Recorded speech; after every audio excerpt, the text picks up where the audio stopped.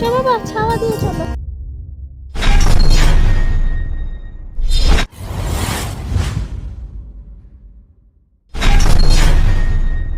Hello friends, আজকে আমি চলে এসেছি ভাইজ্যাকের খুবই জনপ্রিয় মন্দির বালাজি মন্দির।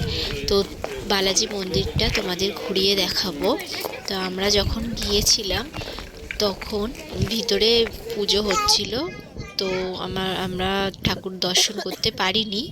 তো তোমরা যারা আসবে অবশ্যই ঠাকুর দর্শন করে যেও। তো চলো ভিডিওটা স্কিপ না করে সবাই দেখতে থাকো। এই যে আমরা যাচ্ছি, ভিতরে ঢুকছি। মন্দিরের আশেপাশের জায়গাটা খুব সুন্দর। বলো তোমরা সবাই আসবে? কেমন লাগলো আমাদের ভিডিওটা? ভালো লাগলে কি করবে? সাবস্ক্রাইব করে দিও, লাইক করে দিও। টাটা।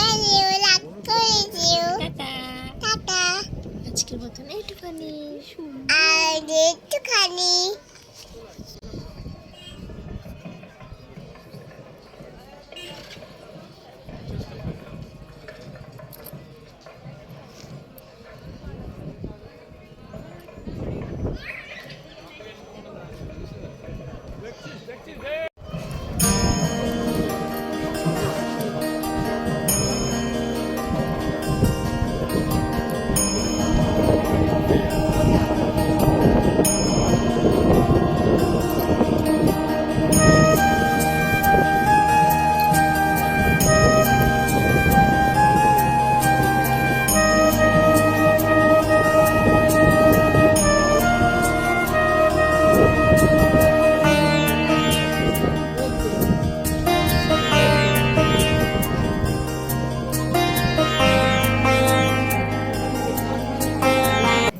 দিদি ওপরে বসেছে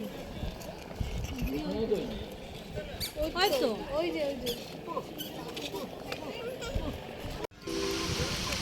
তারপরে আমরা চলে গেলাম কৈলাসগিরি। তো দেখো ভিউটা। তো কৈলাসগিরির যে টেম্পলটা আছে শিব দুর্গার, সেই ভিডিও আমি পরের পার্টে দেব, অবশ্যই দেখতে থাকো। এই ভিডিওটা অবশ্যই ভালো লাগবে আশা করছি তোমাদের। তো কমেন্টে সবাই জানিও কেমন ভিডিওটা লাগলো। এর নেক্সট পার্ট আসছে, কৈলাসগিরি টেম্পলের সব যাবতীয় ভিডিও তোমাদের সাথে শেয়ার করব।